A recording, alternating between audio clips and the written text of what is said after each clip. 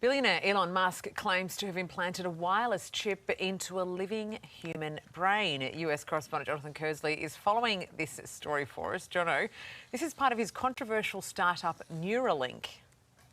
It is, and it sounds simply extraordinary, doesn't it? The idea of putting a chip inside a human brain to advance technology. Well, it's exactly that Elon Musk says he has done. The operation is understood to have taken place on Sunday. It is part of a trial to see how this chip can expand the use of technology. Elon Musk says the patient is doing well. As for exactly what this chip can do, well, this is what the company's promotional video says.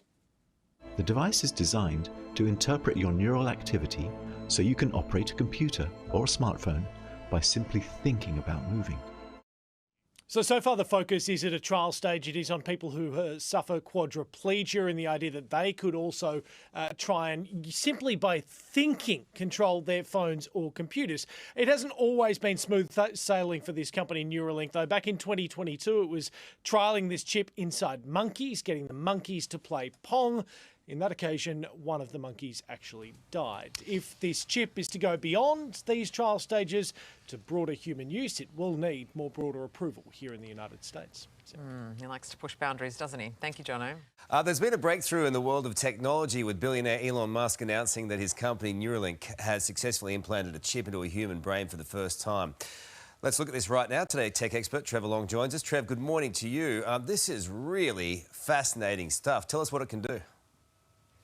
So this is basically, Carl, a chip that has many, many probes in it inside the brain that's reading brainwaves. And they've tested this for many years to try and understand that if you think something, can they understand what you're thinking and interpret that into a gesture? So this little chip, the wires inside your brain and then the chip on the outside, wirelessly can then communicate with, in the examples they're testing here, essentially a computer mouse. So they've had monkeys actually control a mouse on a screen, in fact, playing Pong, after reading their brainwaves for several days. Didn't really work out for one of those monkeys. Will they get to the point where they can do human trials? Where's that going to happen? How's that going to all unfold? I would imagine the bureaucracy around any kind of trial like that would be extreme.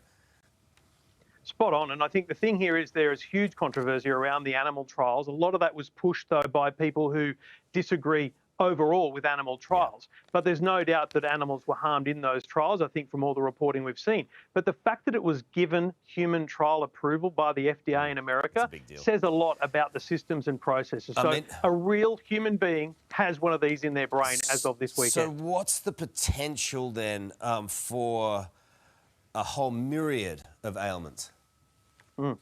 I think the most important one that Elon Musk is talking about is quadriplegia, people who have lost the use of their limbs. To be able to sit in a chair and control a computer surface, basically communicate by just thinking, is a phenomenal improvement. And I think the example that Elon gave was Stephen Hawking. Imagine Stephen Hawking could have communicated at the same speed as someone who can touch type.